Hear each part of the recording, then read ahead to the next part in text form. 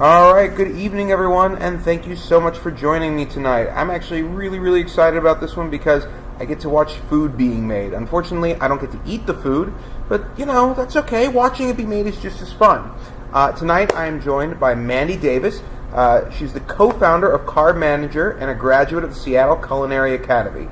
She also received an English degree from the University of Harvard, was a restaurant reviewer, baker, cooked on a boat in Alaska, worked as a line cook, and taught high school English.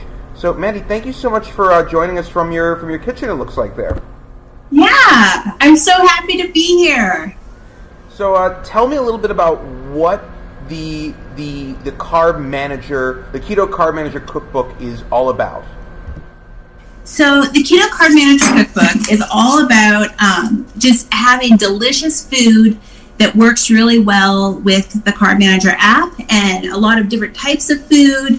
And Carb Manager's been around for 10 years, and about a year and a half ago, we were approached about writing a cookbook, and we're just super excited to be able to work with our publishers and come out with this cookbook. And every recipe, today we're going to be doing the Mini Chai-Spiced Cheesecakes. All of them have like a little QR code that people can scan, and then it can pop up in the app and they can log it that way. So it's all integrated with the Carb Manager app. And there's just like a ton of super fresh, awesome recipes. And we're so excited to share it with you all. Very cool. That's awesome. And as someone who is always looking for new things to cook and has a complete fascination with anything baking, because to me that is sorcery, that's really exciting to get to see. Before we launch into it, I am curious, can you tell us a little bit more about Carb Manager? You said that it's been around for 10 years now. I don't know if you want to share a little bit of that journey with us, or what that process was like in trying to create that, or what the ideas behind it are, but that's super interesting. Sure. So Carb Manager was started 10 years ago by my husband and I. We were living in Hawaii at the time, and my husband's a developer. We were thinking about like all different types of apps that we were interested in, and both of us just love food. And Carb Manager was one of the ones that really took off. And so through Carb Manager, it grew into like a whole community, and we had listened to a lot of our users at the time. Like, it started out small, and so we like listened to what everyone needed and took a lot of their feedback, and then it's just grown over the last 10 years. And now we have recipe writers that work with us. We have a huge community of people online, functions where people can like chat and friend each other and track their foods. And so it's really like, it's been such an educational journey for myself, and just blown away by our community, and how supportive and amazing they've been over the last 10 years, and how much we've learned from them. And so I really am so excited to like make something to kind of give back to that community. That's awesome. Yeah, I think there's something really wonderful about people working together like that when it comes to trying to come towards a common goal. So that's really cool. All right, so tell me a little bit about what I'm definitely not eating tonight, but watching you get to make. Yes. If anyone out there wants to cook along with us, please do. Wonderful. And if you are cooking along with us right now, I'd recommend that you go ahead and preheat your oven to 350 degrees. We're going to be making the Mini Chai-Spiced Cheesecakes. Here's a little picture of what it's going to look like at the end. And I chose this recipe because it's something that you can make and then make it ahead of time and eat it the next day, eat it over the next few days. It stores really well in the fridge, and it's an example of a recipe that something that we've noticed that a lot of people have struggle with when they first start the keto diet is having enough fat in their diet. And so this is something that's family friendly. People who are keto or not keto really enjoy eating it, but it's a really awesome way and an easy way to have fats to like start your day, or for some sort of sweet or treat or snack or dessert. And then on top of it, the techniques that we're using in this recipe are really adaptable to, you can use it for quiches, you can use it for other flavors of cheesecakes, you can use it just as a crust for all different types of things that you cook. And so I thought it was a good recipe to kind of showcase that, and then also talk a bit about how you can make adjustments depending on your dietary needs. Awesome. So for those of us who may not know what defines a keto diet or a keto lifestyle, what does define that? So it's about limiting carbs. How many carbs you're able to eat depends on like your body and what your particular profile looks like. And this is part of the reason that we created this app is it sometimes can be a little confusing when you first start something like this and you're like, my friend says they can eat 20 grams of carbs a day and they're doing fine. But then for me, I'm noticing that like I need a little less than that depending on activity level, or like for some people they might find that having like a low carb, high fat diet, so where they can have a little extra carbs, can be something that's like more helpful for them. So at its most pure, like eating keto is getting your body into the state of ketosis. So it's using fat as fuel instead of like the carbohydrates as fuel. Okay, very cool. So these cupcakes, they are a good source of fat, which obviously is something that we need to attain ketosis. Am I understanding that correctly? So you do need the fat for ketosis, but it's when you reduce your carb levels, you need to find something else your body needs to use to burn for energy. And so in this case, you're switching over to using fat for like what you're burning for fuel. And so one thing, like when people first start on keto, it can be difficult to move your body over to that and make sure you're eating enough calories. Make sure, like if you're suffering from keto flu, something, make sure that you have enough calories that you can eat, which should be coming in the form of fat. And so this is a great thing for that. Like there's also at the beginning of this particular section in the cookbook, there's recipes for they're called fat bombs. And so if you find that you're like not able to add enough fat into your diet, it's one direction that you can go to make it a little easier. Awesome. Fat bombs. I feel that on a very personal level. So I'll be quiet for a minute and let you keep going. And like I said, I'm just excited to see the tastiness happen. Great. Okay. Well, we're going to go ahead and get started. And so once again, I'm making the Mini Chai-Spiced Cheesecakes. It's on page 228 if you have a copy of the cookbook and you want to follow along. And the first thing I've done, I've already preheated the oven, and I went ahead and melted the butter. And the first thing I'm going to do is make the crust. So to make the crust, I'm using some flaxseed meal, and I'll also be using some almond meal, and I will be using some, so I have this here, and I'll be using some swerve, so it's like a powdered erythritol. And this is, if you're just starting on a keto diet and you need that kind of sweetness still to help you transition, I found that like swerve works pretty well for baking. You can use it as a sugar substitute. And as people go further along in their keto journey, you may find that you don't need as many sweets. And so this might be something that's transitional for some people, or it's something, if they want a treat, they can use some sort of artificial, like this kind of sweetener. And I'll also be using a little salt for this, and then I'm going to be using some melted butter. So I'm going to go ahead and I'm put the almond meal in there, and I'm going to go ahead and put the flaxseed meal in there. And if you haven't used flaxseed meal before, it's just fantastic. It gives, with this particular crust, it gives it kind of like a graham crackery feeling to it, so that it feels like that cheesecake crust. And if you're someone who's ever, you're trying not to use eggs or something like that, you may have encountered flaxseed meal before or flax seeds before, because you can also use them to substitute for eggs to help bind ingredients together. But in this case, it's more just for that nutty flavor. It's going to be really awesome in this crust. So now I'm going to go ahead and put in, this is the swerve. And if you're someone, if swerve is something that's not for you, you can feel free to substitute whatever sweetener, like something else that you might want. And then I'm going to go ahead and add about an 1/8 teaspoon salt in here. And this crust is very similar. We have a quiche earlier on in the cookbook, and we use a crust that's really similar to this, but without the sweetener in it. And it's just a great, even if you're not eating keto, it's a great crust because it comes together so easily and gives such a nice texture under anything that you're cooking. Now I'm going to go ahead and add my melted butter. And I just want this to look, I'm going to go ahead and stir it up, and I should see everything's like coming together. It's going to be this kind of like crumbly texture to start with, and it should just all come together in a uniform way.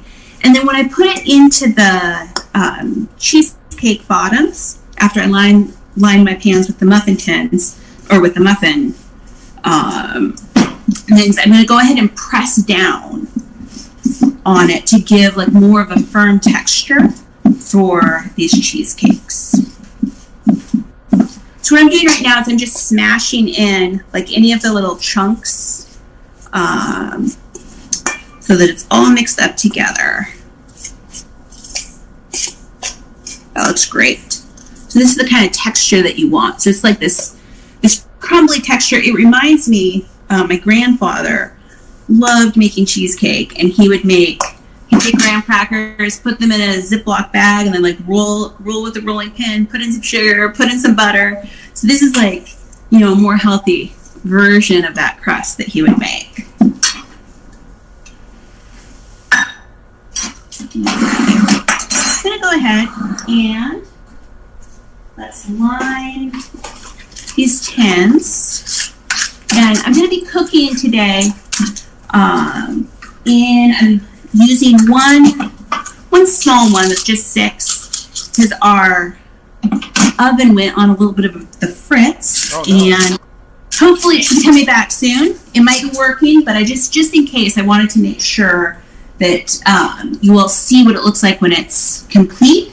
And so I'm going to do it in the toaster oven, which I've done before, and it's super adaptable, awesome recipe where even if you don't have an oven, you can just do it in your toaster oven. I had a friend making this, and she didn't have any like muffin tins or muffin liners, and so she just used like little bowls and just baked it in that. Oh. And it turned out great. So adaptable. If you have silicone muffin liners, you can use those as well.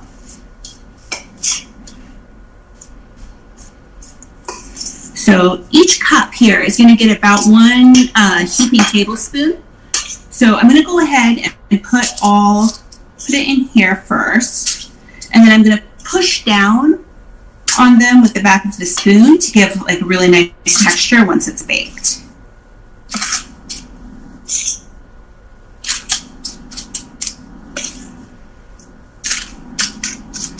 One thing I should mention is this recipe. I said before that it's really adaptable, and you can use the spices that we have suggested, but you can also substitute, like if you don't have all these spices, you can substitute just cinnamon or just cinnamon and cloves, or I suggested in the beginning if you use cardamom and like serve it with some blueberries. It's pretty tasty that way, but it's very adaptable. And if you're using the Carb Manager app and you're tracking, you can always save a recipe to My Foods and then go in and change the ingredients so that you can make it exactly how you've cooked it.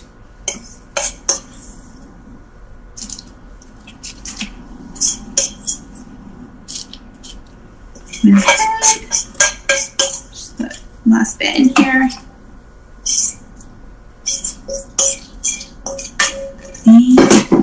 Okay, now I'm pushing down, back.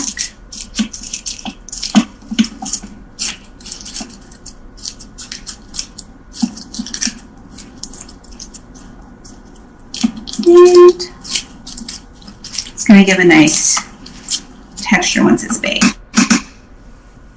I'm going to go ahead and move on to the filling. So I have 2 2 bags of cream cheese here. And one thing that's, you don't have to do this, but everything will come together a lot more smoothly if you let your cream cheese soften before you go ahead and mix it in the mixer. And I used to work at Whole Foods for a few years in the bakery, and we used a lot of cream cheese to make various things. And there's nothing like not having your cream cheese at the right temperature and then trying to combine it with other things and having like big chunks of cream cheese. So if you haven't softened it, you might want to just like whip it up a little bit longer, or you can always like nuke it in the microwave for a little bit just to get it so that it's more like at room temperature, and then it whips up better. So I'm going to go ahead and get my mixing bowl. I'll just step away and grab it real quick.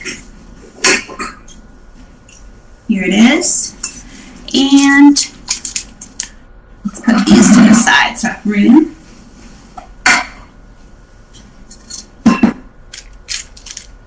Go ahead and put my cream cheese in here.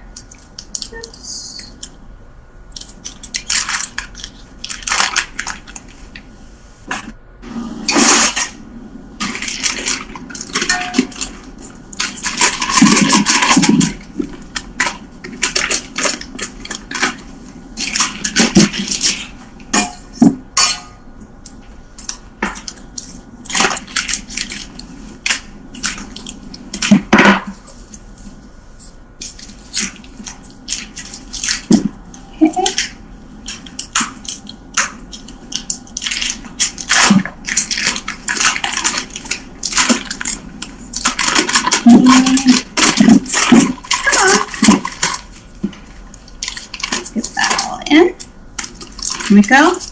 Then I've pre-measured the swerve out. This little bowl my daughter made. It has some chicken on it. And this is one thing it's so wonderful. We have 19 chickens and 2 ducks. So we'll be using some chicken eggs from our chickens when we get into that section. Thank you, chickens. And I'm going to go ahead and then, so this is in here, and I'm going to go ahead and whip it in I'm going to move the screen just slightly so you can see this. So there is a little stand mixer. And I want to just whip it till it looks like fluffy and things are combined. I don't see any like chunks of the powdered sugar or erythritol in this case, so that it looks like really combined. And then I'm going to go ahead and I'll start adding the eggs, and I'll do those one at a time.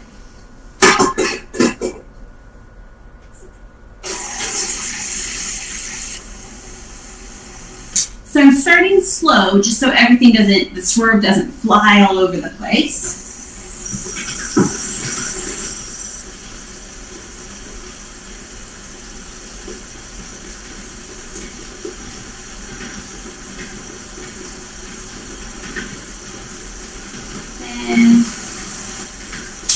So right now I can still see like the chunks of the swerve on the bottom, and so I'm going to go ahead and scrape it down so that it picks up all the chunks and like mixes it in. Go ahead and do that. And you want it to look, it has this kind of like almost sticky look.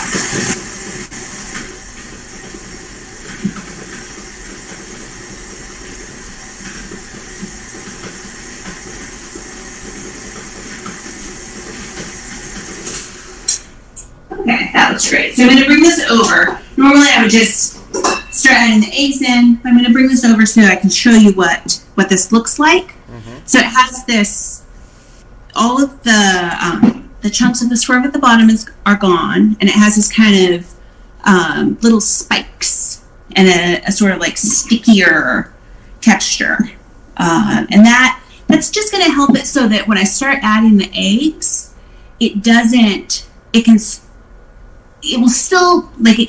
work, but it won't have quite the right texture if the eggs aren't uniformly mixed in. Because sometimes if you've ever added eggs to butter or eggs to cream cheese, and and you get these like chunks all over, that can just, it gives you like not quite as smooth of a texture. Okay. And so the way to make that not happen is to go ahead and soften your cream cheese, and then make sure that we have a nice texture at this point, and then add the egg, like add one egg, whip it for a little bit, add the next egg, whip it for a little bit, scrape down your bowl so it has like more of a uniform look. And because these are our own chicken eggs and we have a rooster, I always like to get in the habit of checking each of the eggs before I just like open it up and put it in. So, oh yeah, that looks good. I'll show you that. There's, let's see if you can see, pretty yellow. It's looking nice. So I'm going to go ahead and mix this in.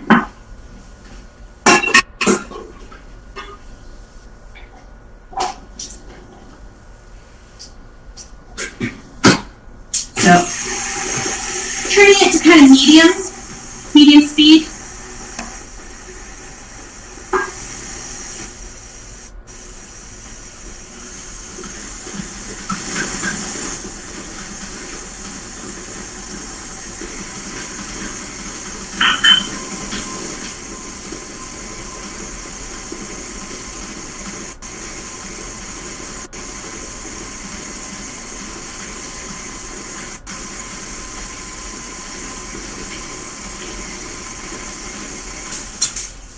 There we go. So when I first put in the egg, just like walk you through each of these steps. So when I first put in the egg, it looks really gloppy. Like we see the egg, like the eggs mixed in there is yellow, and it just doesn't combine with the cream cheese. But then I turn the speed up a little bit, and it starts to mix in more and more and more until it's pretty uniform at this point. And then at this point, I'll go ahead. I'm going to scrape down the sides here. And I'm going to add the next egg. And it's the temperature of your room, the temperature, like all of these different temperatures are going to affect how long it takes. So sometimes you'll need to mix it a little longer to get the right like texture for it. Sometimes it'll just come together like that, and it all depends on the temperature difference between like your eggs and the cream cheese, and then also the temperature of your room and like how that's affecting everything mixing together.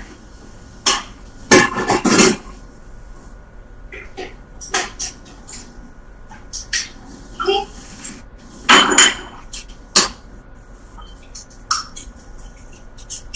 There we go. This mixed egg looks good. Go ahead and put it in.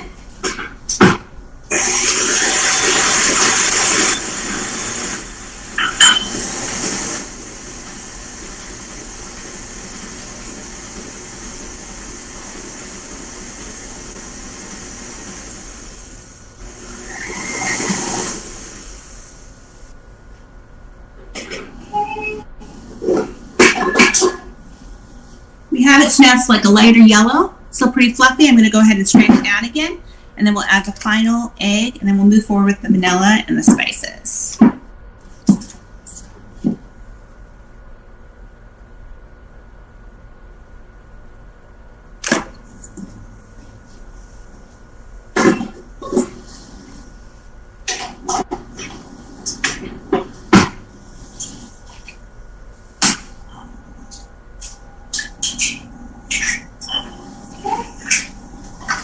It looks good again.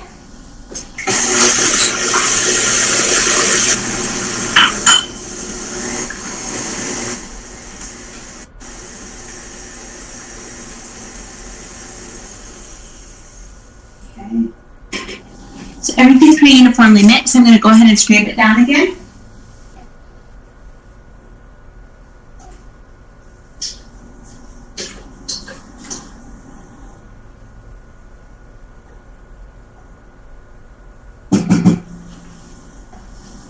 And then I'll go ahead and add my vanilla.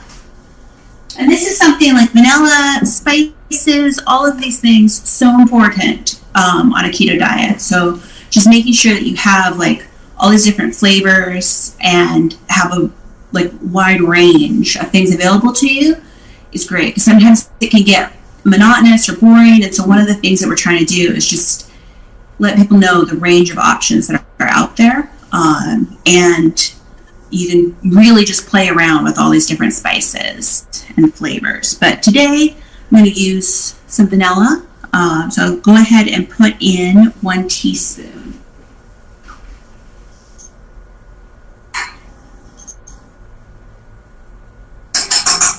And let's see.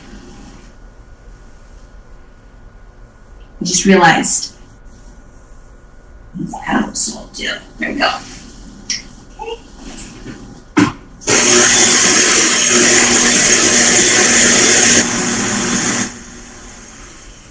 Okay, so everything's all mixed up, and now it's time to add some spices.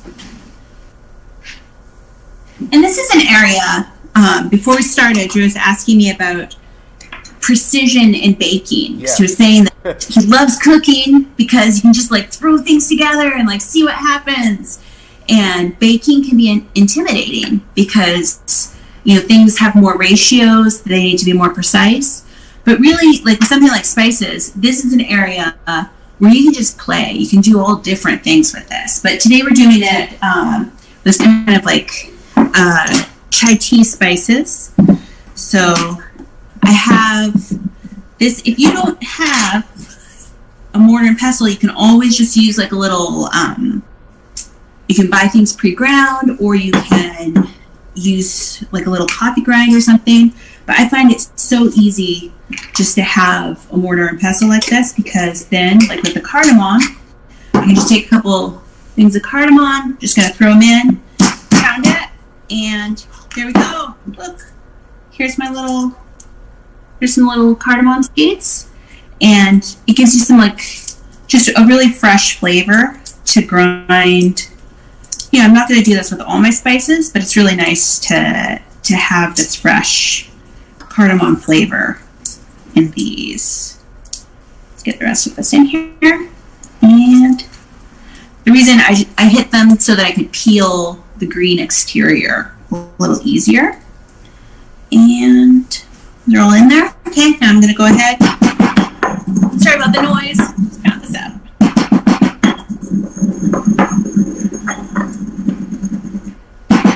Okay. There we have it. So yeah, these are great. This is also, if you have kids, these are great for, kids can make all kinds of like exciting glittery things in one of these. You just have to wash it well. So go ahead and get our spices here. So let's put in, we'll do an order.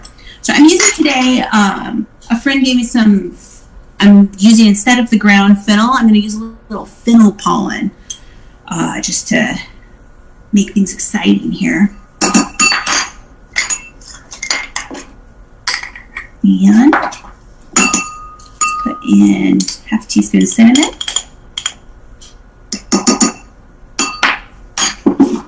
And let's do our ginger. So this one, I love ginger. It's wonderful. Love fresh ginger, powdered ginger, like that. Kind of ginger flavors. And we'll put in a little allspice.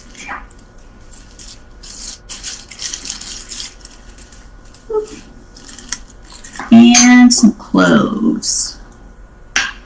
Oh, let's put in our cardamom first. So let's see how much. And this is a half teaspoon. And this, yeah, it looks like that's just about right for 1/4 teaspoon. So I'm going to go ahead and put all of this in here.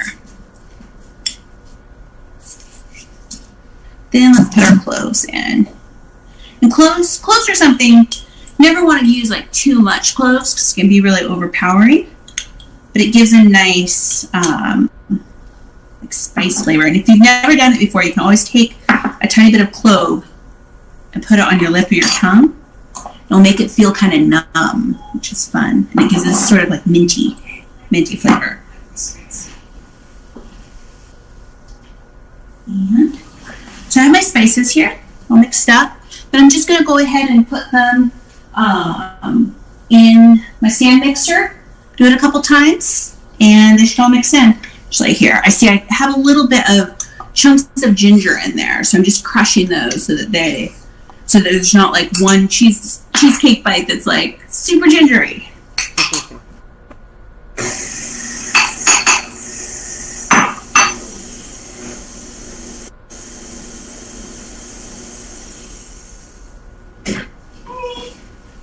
We'll go ahead. I'm going to scrape that down one more time.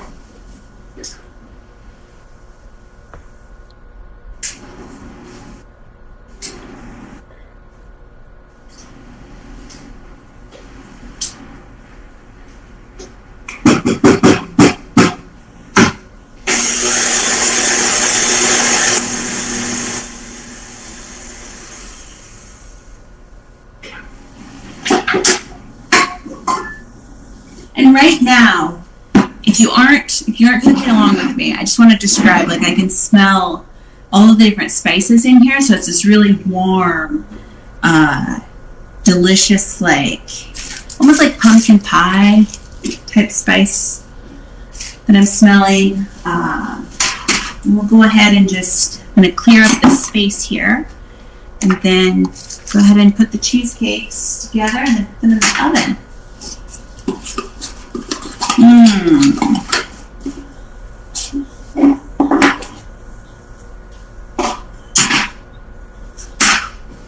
This is one thing with these cheesecakes. The last time I made them, I just couldn't wait. I ate one right as they came out of the oven, and the flavor's great, but the texture definitely improves if you let them stay in the refrigerator for at least 30 minutes to chill, so that it gives it a more cheesecakey texture. Earlier than that, it's not as creamy when you bite into it, but it still tastes great. So if you're going to make these, just budget the time to put them in your fridge and let them chill for a bit.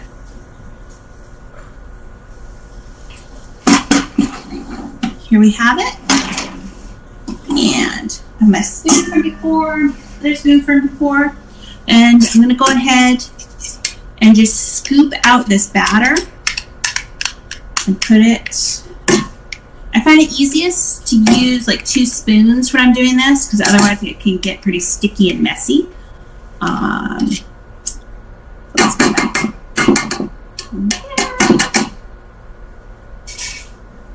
Let's go ahead and let's scoop it out.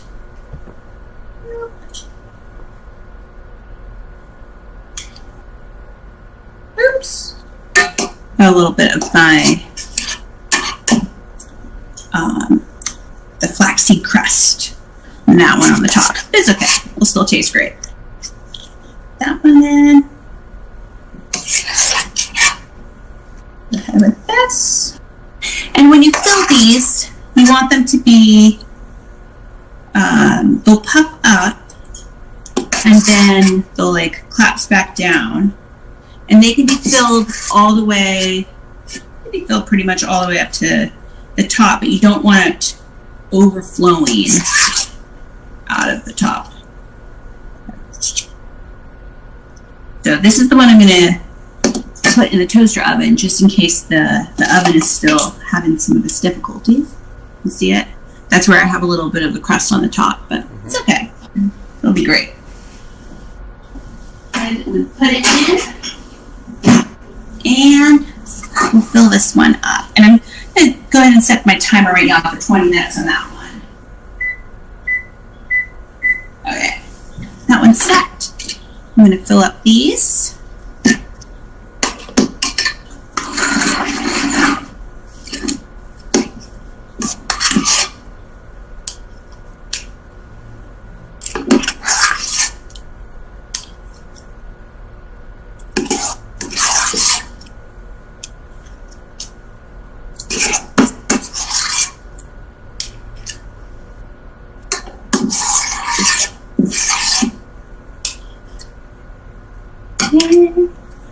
Let's see. Go ahead and scrape this.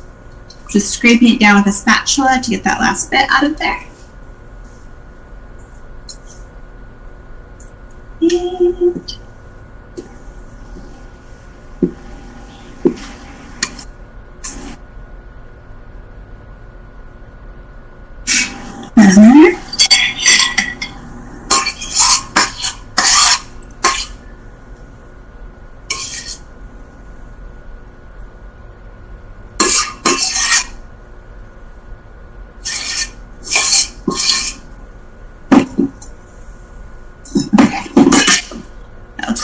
go ahead and put these in the oven too.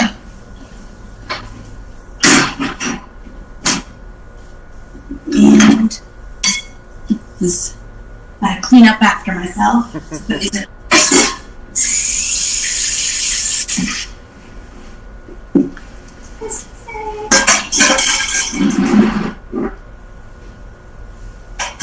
Okay. So now the waiting begins. Yeah, 15 minutes before I'm going to pull them back out again. So I guess my first question in watching your process is, you had a bowl full of deliciousness and you chose to wash it instead of having someone else come in and lick the bowl clean. I'm confused by that. Everything I've ever done with baking tells me, no, that's for, you lick and then you wash, you know? I know. This is, I'm sure if I invited one of my children in right now, they would happily lick that bowl clean. Although, I don't know, the raw eggs, maybe I'd be like, okay, gotta be careful. Yeah, like lick around those parts, just get the goods, and then it's fine. It's completely fine. That looks like such a simple process, though. And obviously, you know, unlike with a lot of TV shows or when they'll have, like, morning shows and they'll have someone come in and prepare something, and it's obviously, there's an element of staging with it. You know, that was all done live. How much in the book is going to be similar in terms of that level of simplicity, I guess? We were really working towards having things simple and easy. I would say that this book is this particular recipe is maybe mid-level. So a lot of the recipes in the book are going to be even easier than this. There are a few recipes, like I'm thinking of the one where I spatchcock a game hen and like have it all splayed out to cook. So like that technique is a little more involved. Like it involves using scissors and like cutting through the backbone. But most of the recipes are pretty simple, straightforward like this. That's awesome. That's the best kind of cooking. Out of curiosity, how much would you say is more baking in style? How much is more cooking in style? Is it kind of an even split? I would say it's more cooking overall, the cookbook. So there's definitely I'm thinking about this. So like we have a section that is like the desserts and we call it like the sweets and fat bombs.